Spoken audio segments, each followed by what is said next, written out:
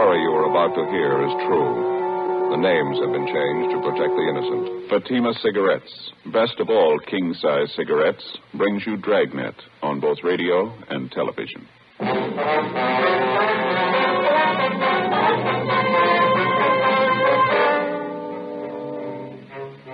You're a detective sergeant. You're assigned to homicide detail. A woman reports the disappearance of her 30-year-old brother.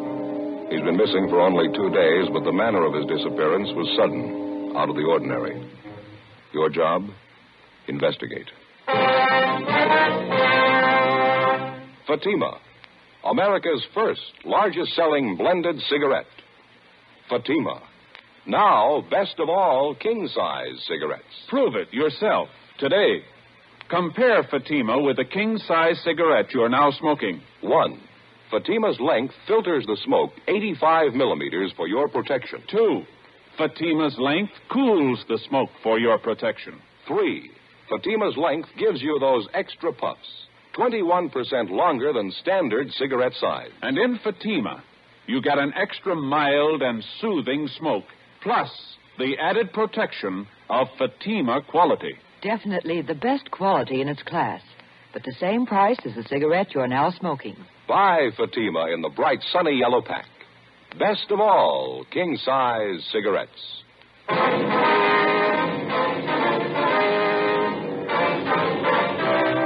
Dragnet, the documented drama of an actual crime. For the next 30 minutes, in cooperation with the Los Angeles Police Department, you will travel step by step on the side of the law through an actual case transcribed from official police files. From beginning to end, from crime to punishment, Dragnet is the story of your police force in action.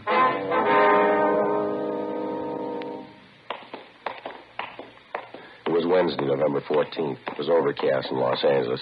We were working the day watch out of homicide detail. My partner's Ed Jacobs. The boss is Captain Lorman. My name's Friday. We were on the way out from the office, and it was 8:56 a.m. when we got to the S&H Paper Company on 4th Street, the rear entrance. Where do we find her, Joe? Upstairs? No, main floor.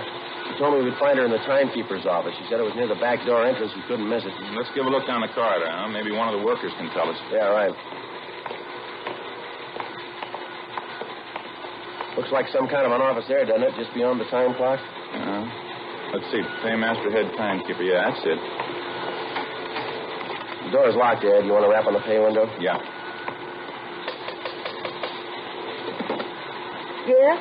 Police officers, ma'am. We have an appointment with Miss Edith Tabor. Oh, yes, officers. I'm Edith Tabor. Just a moment, please. I'll ring the buzzer. Just push on the door. All right, thank you, ma'am. Go ahead, Ed. All right. Are you the one I talked to on the phone, Sergeant Friday? Yes, ma'am, that's right. This is my partner, Sergeant Jacobs. How do you do? This is about your brother, Miss Tabor. Ralph Tabor, is that right? Yes, that's right. I know there must be something wrong. Ralph's been gone since Sunday.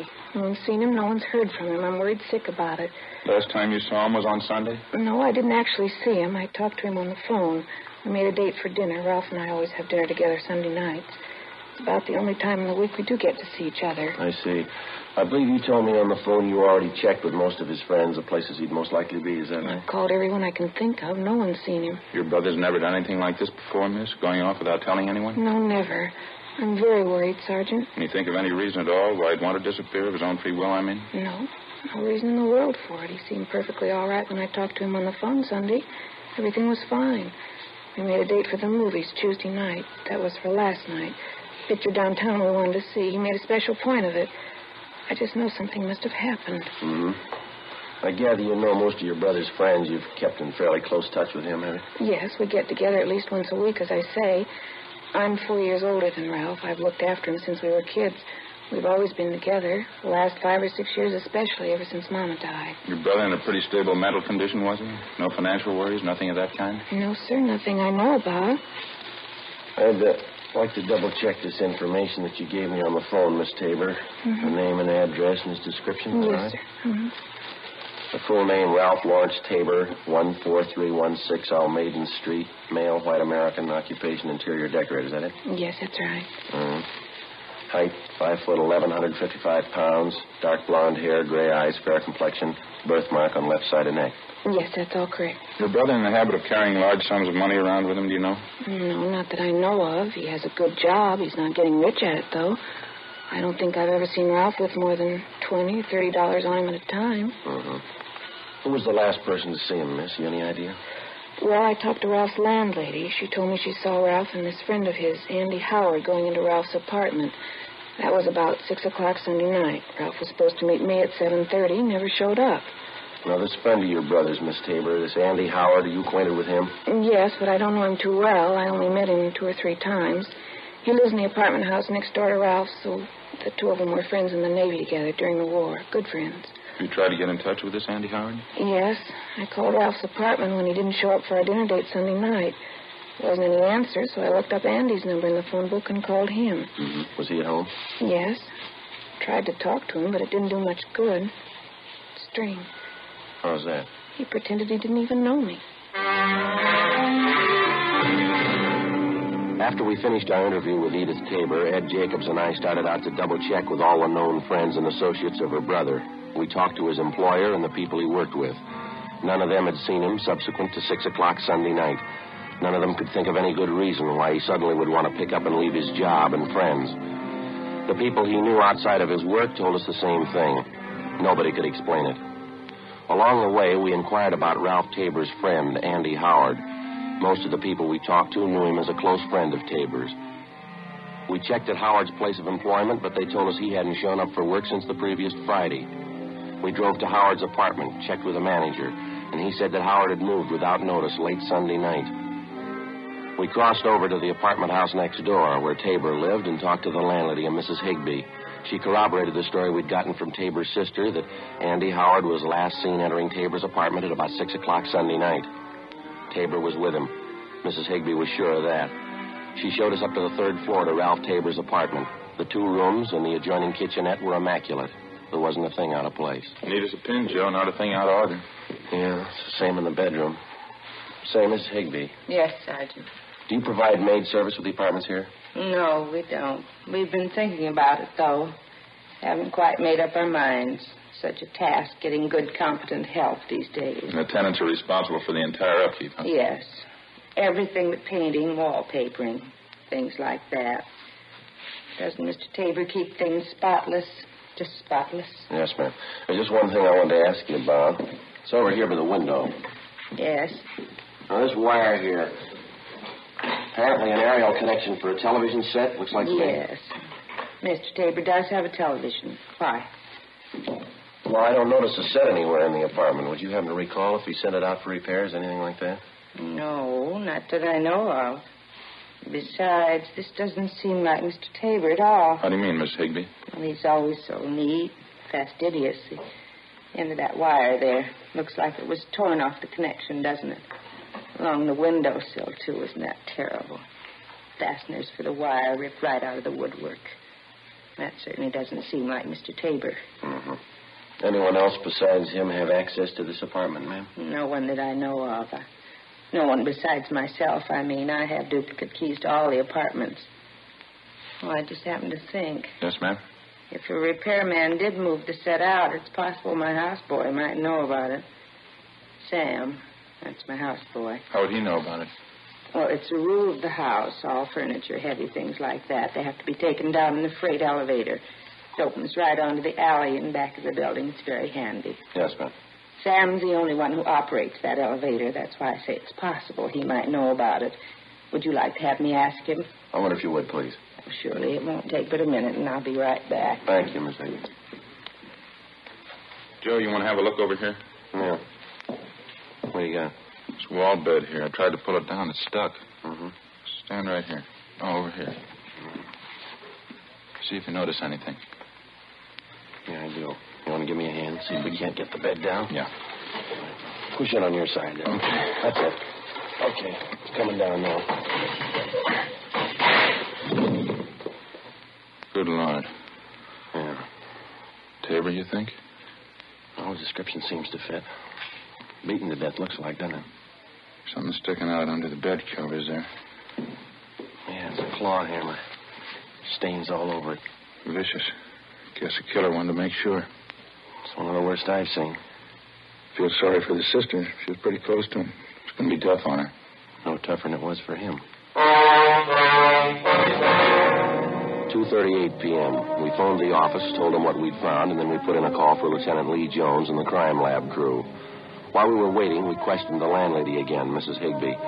She said her houseman, Sam, told her he knew nothing about a television set being moved out of Ralph Tabor's apartment. However, it was possible somebody could have taken the set down in the main elevator late at night without being seen. Mrs. Higbee also told us that Tabor had a car. We checked the apartment garage, but it was gone. All Mrs. Higbee could tell us was that it was a late model car and that Tabor often loaned it to his friend, Andy Howard. Sergeants Al Shambra and Joe LaMonica from Homicide arrived, and together the four of us interviewed the employees and the tenants in the apartment building. They gave us little or nothing at all. A few minutes before 3 p.m., the crime lab crew showed up and started their preliminary investigation. We put in a call for the coroner. From the obvious lack of fingerprints in usual places around the apartment, it was apparent that the murderer had taken great precautions to cover his tracks. 3:35 p.m., the deputy coroner arrived, and after the preliminary investigation was finished, the body was removed to the county morgue. Ed and I went back to the office, checked our DMV, and got out on all points on Tabor's car and also on the friend he was last seen with, Andy Howard. R&I turned up a single entry for Howard's criminal record, a drunk driving charge. 5:20 p.m., we met with Edith Tabor and broke the news of her brother's death. When she recovered from the shock, we interviewed her briefly. It was Andy Howard. I know it was him. It had to be. Why do you say that, Miss Tabor? There's something about this man Howard you haven't told us? He's no good, Sergeant. He's no good at all. That's what I've been afraid of. I've been afraid of it right along. Well, just how do you mean, ma'am? He's no good. He's a tramp, a bum. Won't get a job. He's been living off my brother. He isn't normal. There's something wrong with him. Well, how is it your brother put up with him? Well, I told you he and Ralph were friends in the Navy. He did a big favor for Ralph once. He's been living off it ever since. Taking his clothes, borrowing his car, money, never paying it back. Why do you think you killed your brother, miss? I just know it, that's all. He did it. Did he ever fight with your brother? Would you happen to know? Did he ever threaten him? They had a big fight one night, about 2 weeks ago, I think. Andy kept sponging until Ralph got good and sick of it. Told Andy to go out and get a job. That's when the fight started. You saw it, did you? Ralph told me about it. Fist fight in the alley back of the apartment. Ralph knocked Andy down. Andy said he'd never forget it. He'd pay Ralph back.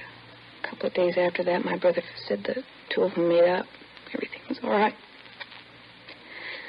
Ralph should have known better. He should have known better. Mm-hmm. Just a few more questions, Miss Tabor. Can you tell us anything about Andy Howard's background, where he's from, who his friends are, places he usually goes? No. I didn't know much about him. He's from the South, I think, Alabama. Ralph's friends can tell you more about him than I can. All right. Had you heard anything lately about Howard planning to move out of his apartment? No, nothing. When I heard that he did move and Ralph was missing, I knew something was wrong. That's why I called you. If I'd only known before. Poor Ralph, if I only knew. I'll try to take it easy, ma'am. We'll arrange for a car to drive you home, all right? It's so hard to understand. So hard. For anyone to kill Ralph like that, horrible. He was so good. He was my brother. Yes, ma'am. What do you say to a man who kills your brother? How do you understand him? What do you tell him?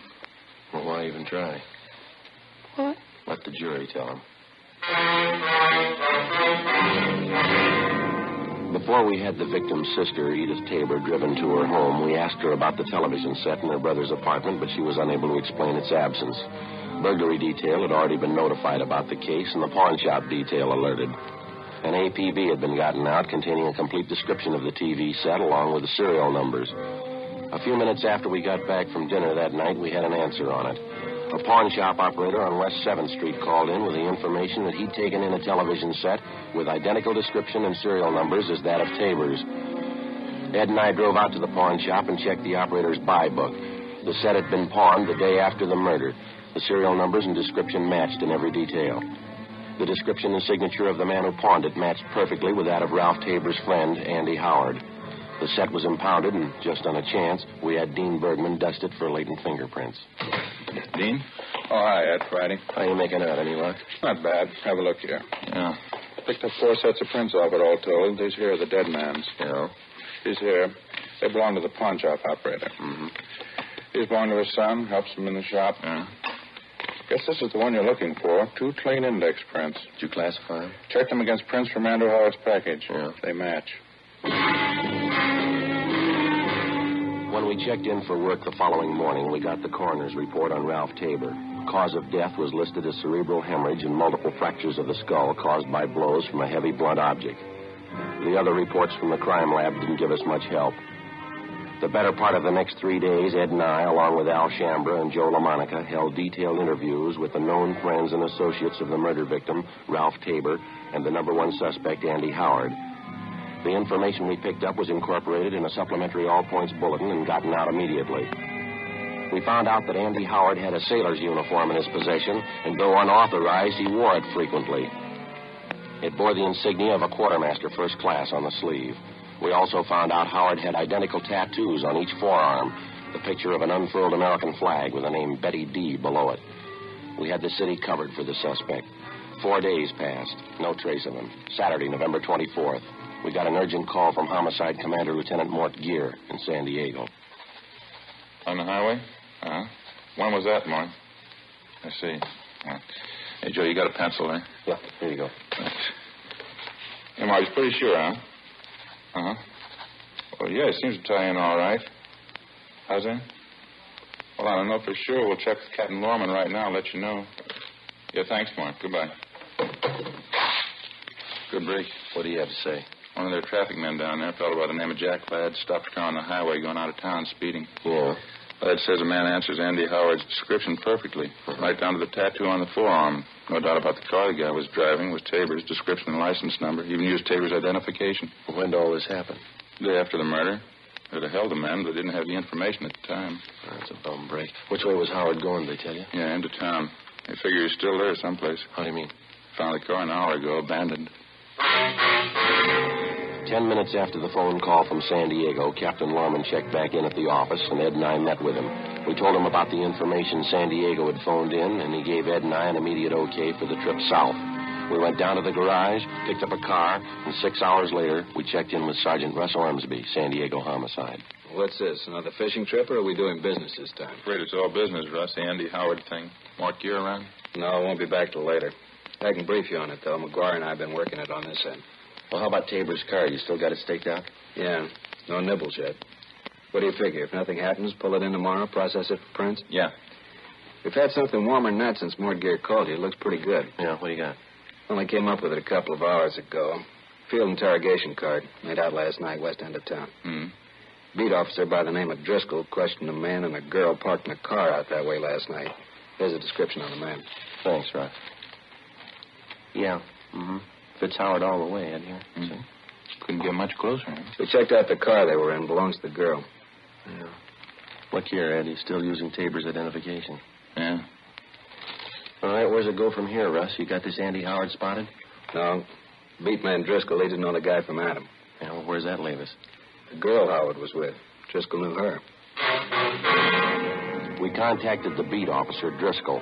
The girl who'd been spotted sitting in a parked car the night before with murder suspect Andy Howard was identified as Helen McClung, a waitress in a downtown cocktail bar. A stakeout was placed in her apartment, and she was brought in for interrogation. Well, he's not a good friend of mine. I don't know where he lives. Don't know what he does. I hardly even know him, Sergeant. You were out for a drive with him the night before last, that right? Sure, I don't deny that. We went out for a ride. That's all there is to it. You sure you don't know where this man lives, Helen? Not exactly, no. He's staying at a hotel downtown, I think.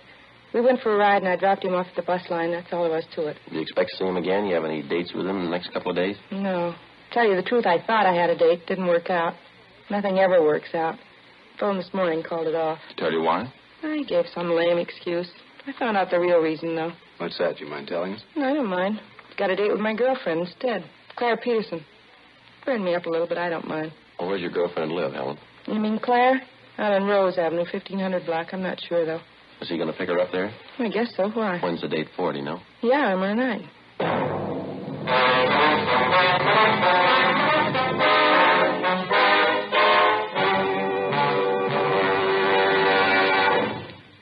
You are listening to Dragnet, authentic stories of your police force in action. Compare Fatima with your present king-size cigarette. Yes, compare Fatima with the king-size cigarette you are now smoking. 1. Fatima's length filters the smoke 85 millimeters for your protection. 2. Fatima's length cools the smoke for your protection. 3.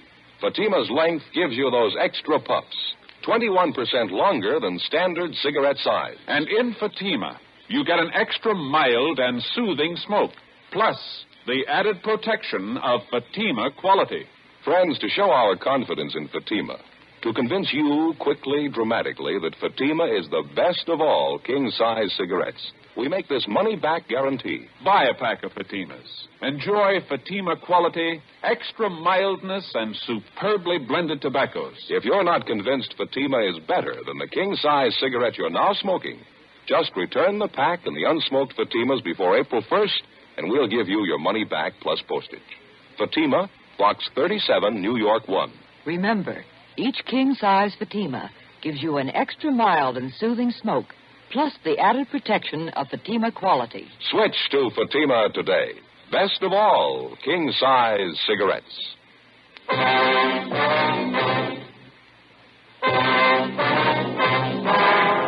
Monday, November 26th, 10 a.m. After checking her name through San Diego R&I, we finally located the address of the girl Claire Peterson, who was supposed to have a date with our murder suspect, Andy Howard, that night.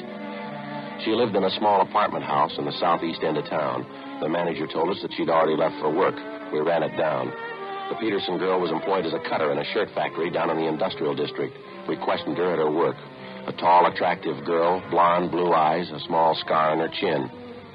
She kept working while we talked to her. Yeah, I have a date with Ralph Tabor tonight. Something the matter? Afraid so, Miss Peterson. In the first place, his name isn't Ralph Tabor. No, I'm sorry. You must be wrong, officer. I was out with him just last Monday. I know that's his name, son. Everything he has, his car, his wallet, all his business papers. Guess you must have made a mistake. No, it's no mistake, ma'am. We checked it out pretty thoroughly. We'd like to talk to you about him if we could, please. Well, there's not too much to tell. I just met him Monday night. He was with my girlfriend, Helen. He wanted to go out with me, so I made a date. I didn't think there was anything wrong. You said he's to meet you at your apartment, Miss Peterson. Did he give any specific time when he'd be there? 8 or 8:30, he said. Hey, what's wrong, do you know? There's something wrong with the man. I ought to know, don't you think? We want him for questioning, ma'am. You any idea where he lives? No, I haven't. One of the hotels downtown, I think. 5th Street or 6th Street. I wouldn't know for sure. Why do you want him? Can't you tell me, please? We believe he's committed a murder, Miss Peterson. Matter of fact, we're sure of it. What do you want me to do? If he calls up before your date tonight, don't do anything to discourage him. Tell him to meet you. If he wants to postpone the date, try and make him come tonight. If you can't do that, try and find out where he's staying. And don't let him know we talked to you. Well, all right, I can try. You'll be there when he comes to my apartment, I mean. Yes, ma'am. We'll be there. You'll be protected all the way. Well, what do you do? Ma'am? What do you do? You say he's a murderer. He must be desperate. What do you do? How do you arrest him? It's his choice, ma'am. Any way he wants it.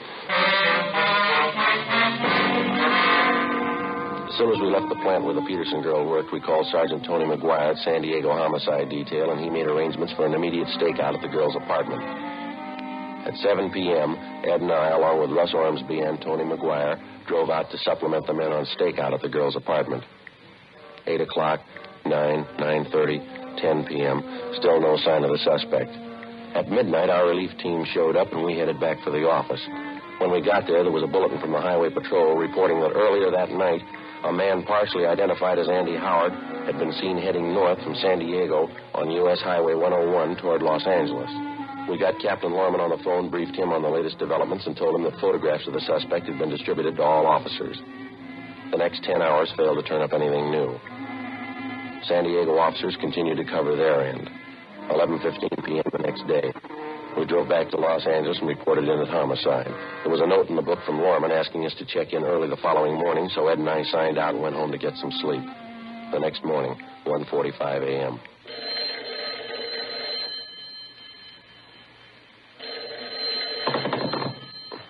Hello, Friday talking. Sorry to wake you up, Friday. This is Hawkins down at the business office. Oh, yeah, Hawkins. What do you got? Beat officer out in Wilshire called in 2 or 3 minutes ago. He figures he has your murder suspect for you, Andy Howard. Bring him in now. Well, what about identification? He checked that over? No identification. He's wearing a sailor's uniform. What about insignia, his rating? Quartermaster first class. After I hung up, I phoned Ed, got him out of bed, and the two of us drove down to the office where we picked up the suspect and took him to the interrogation room. During the interrogation, we found a wallet concealed on his person.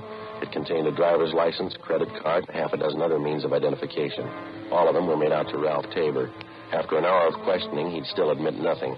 He sat hunched over in his chair, tearing an old envelope into small pieces and dropping them on the floor in front of him.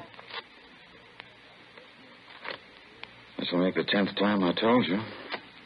I don't know what happened to Ralph. I didn't take his car or his television set. I didn't leave the city. I wasn't in San Diego last week. Now, if you don't believe me, you prove I'm lying. We didn't put you in on the guess, Andy. We'll prove it. Do you mind telling me how? We got 3 people on their way in here right now. Ralph Tabor's sister, his landlady, a man by the name of Sims, pawn shop dealer. Mean anything to you? It's my word against theirs. 3-1, mister. I got the odds in our favor. Look, why don't we straighten this out once and for all? You think I killed my friend Ralph. Why? Explain it to me. Why should I kill him? Look, I wouldn't know, Andy. Maybe you'd like to tell us. His sister says he was pretty good to you. She was good to me. I guess she didn't tell you what I did for him overseas when we were in the Navy together. No, she didn't tell us. She wouldn't. Stupid women. I haven't found one of them worth anything. Frustrated. She needs a husband. That's her trouble. She claims her brother was paying the bills for you, Andy. He gave you clothes, money, his car. She says you were living off of him. Lousy woman. That's all the thanks I get for all I did for Ralph. I've owed a few dollars, yeah. That's all. Kept throwing it up to me, him and his sister, after all I did for him. What are you trying to say, Andy? Could have been different, Ralph and me. What do you want me to say? Did you kill him? Did you kill him, Andy? You can't explain it that way. It's not as simple as that. Didn't? No, it's all mixed up together. It's complicated. It's not simple at all. I mean, with your best friend especially. It's more of a mistake. I mean, morally, I didn't mean to kill him. I just did. It was a mistake. Terrible mistake. You want to give us a statement, Howard? Stenographer will take it down. Oh, yeah, all right, in a minute. Just want to make sure you understand. I mean about Ralph. And all I did for him. Yeah. No gratitude at all. You blame me? I mean, after all I did for him, you blame me? Well, you should have remembered, Andy, about gratitude. Yeah? Doesn't mean much when you have to ask for it.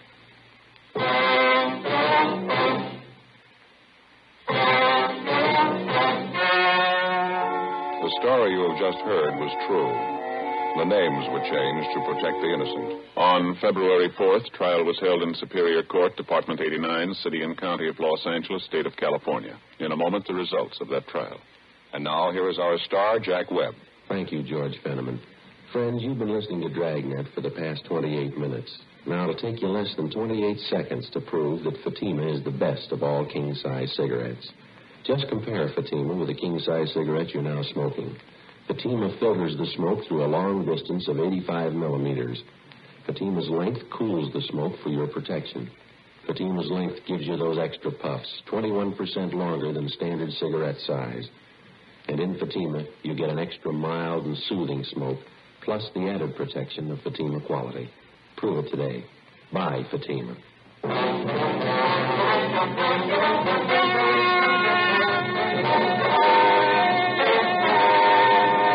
Andrew Thomas Howard was tried and convicted of murder in the second degree. He is now serving his term in the state penitentiary, San Quentin, California. Second-degree murder is punishable by imprisonment from 5 years to life. Ladies and gentlemen, right now, inflation is America's #1 menace on the home front. It's the one enemy that can lick America. We can help prevent this by working harder, working better. The fight against inflation will succeed only if all of us get behind it.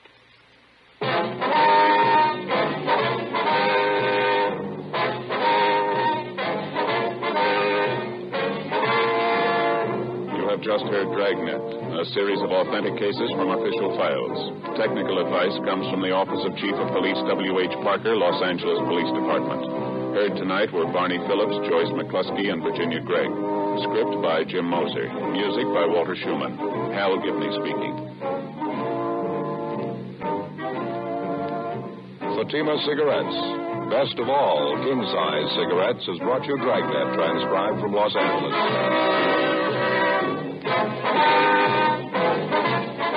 Next, it's David Harding and Counter Spy on NBC.